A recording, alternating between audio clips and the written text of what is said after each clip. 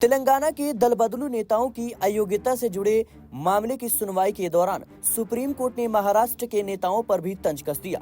Court ने पिछले कुछ सालों में महाराष्ट्र में हुई राजनीतिक उलटफेरों की ओर इशारा करते हुए कहा कि आया राम गया राम में महाराष्ट्र ने अन्य सभी राज्यों को पछाड़ दिया है।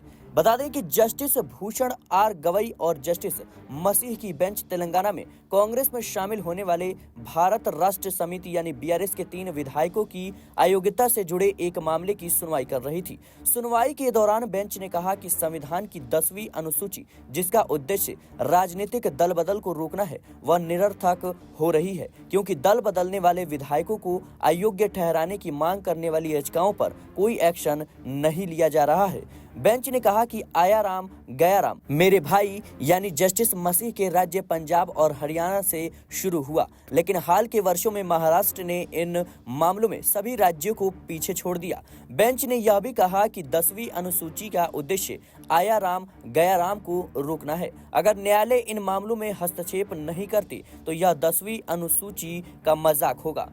आया राम गया राम भारतीय राजनीतिक में एक लोकप्रिय मुहावरा है। यह हरियाणा के एक विधायक गया लाल पर बना है।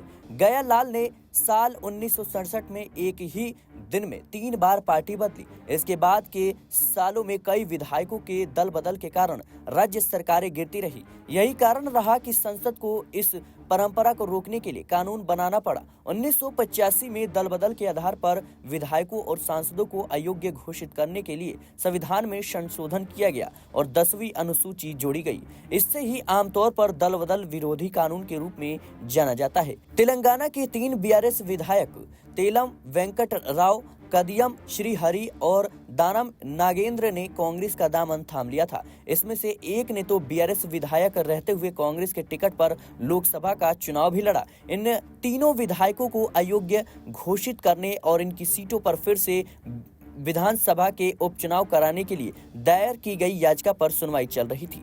महाराष्ट्र में हाल ही के वर्षों में कई बार दल बदली हुई और ऐसी हुई कि सरकार गिरने के साथ साथ पार्टियों की ही दोफाड़ हो गई। मई 2022 में शिवसेना को एक विभाजन का सामना करना पड़ा। एकनाथ शिंदे 38 अन्य विधायकों के साथ उद्धव ठाकरे के नेतृत्व से अलग होकर भारतीय जनता पार्टी से जुड़ गए और सरकार बना ली। इसके बाद एनसीपी नेता अजित पवार ने भी ऐसा ही किया और सरकार में शामिल हो गए। फिलहाल के लिए इस रिपोर्ट में इतना ही। देश और दुनिया की तमाम खबरों के लिए बने रहना नेक्स्ट 9 न्यूज के साथ।